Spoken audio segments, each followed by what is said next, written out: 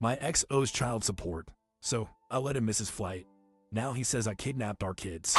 So I, 32F, have been divorced from my ex-husband, 35M, for just over 2 years.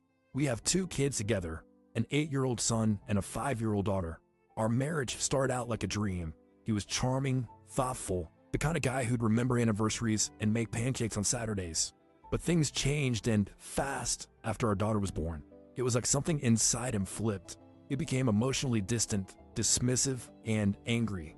I tried to hang in there for the kids, for the idea of a whole family. But it all came crashing down when I found out he was cheating on me. After that, I filed for divorce. It wasn't easy.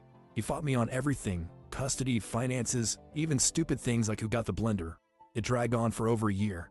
Eventually, I was granted primary custody of both kids, and he was ordered to pay child support. And spoiler alert, he never has. Not a single payment. Now, I'm fortunate enough that I don't rely on his support to survive. I got a solid job, I can pay the bills, and I even save a little for the kids' future.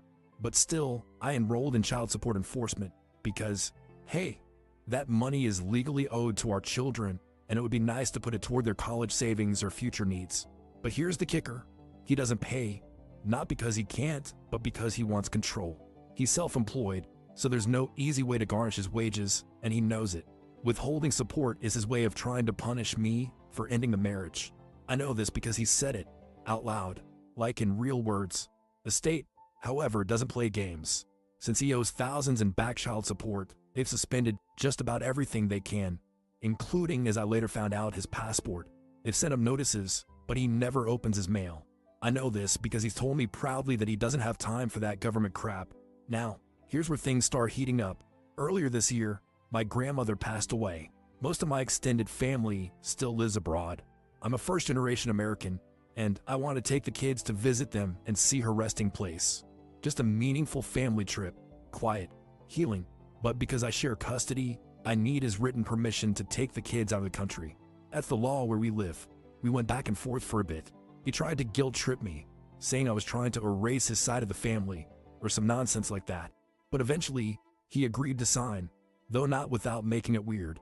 He casually mentioned that he'd also be going on vacation. And what a coincidence. He'd be traveling to the same country at the same time. This isn't new. Every time I take the kids on a trip, he either tries to join or show up. It's never planned together. More like him following us around and making scenes. So this time, I had my lawyer draft a notarized document with specific dates, his consent, and a clause that stated he could revoke his permission only up to 72 hours before a flight.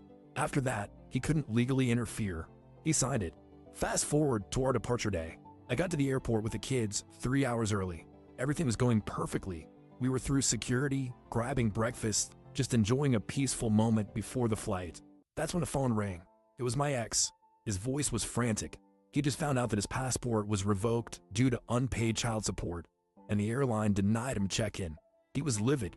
He accused me of knowing this would happen, said I tricked him and ruined his vacation.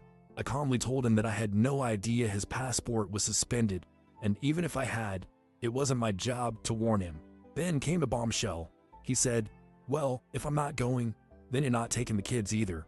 He claimed he was revoking his consent and was going to report me for kidnapping. I reminded him that the 72-hour revocation period had passed and we were legally good to go. I told him he could do whatever he thought was necessary. Sure enough, about 20 minutes later, 2 officers showed up at our gate. They asked me a few questions. I handed them the notarized travel document, complete with a signature and the clause about the revocation window. The officers nodded, thanked me, and walked away. We boarded the plane. As soon as we were in the air and I had airplane mode on, I finally had a moment to breathe. But he wasn't done. He couldn't get a hold of me. So he called my brother, who, unfortunately, is still friends with him. Apparently, he unloaded everything on my brother, who then decided to call me a few hours later and tell me that I was cruel for not warning my ex about his passport, that I should have said something just to avoid all this drama. I told him flat out, he's not my responsibility. I'm not his secretary, and I'm not his mother. My mom agrees. She actually told my brother to butt out, that my ex is a grown man, and if he's going to ignore legal notices and dodge child support, that's on him. But now a few extended family members, who aren't even part of the situation, are siding with my brother, saying I should have just given him a heads up. Here's the thing. I never confirmed that his passport was revoked. I only suspected it might be, based on how far behind he was on support, but I didn't know for sure. And again, even if I had, I'm not responsible for managing the consequences of his decisions. We weren't going on this trip together. This wasn't a family vacation. This was my trip with my kids. He was tagging along for who knows what reason. His inability to travel had no effect on my plans, legally or logistically.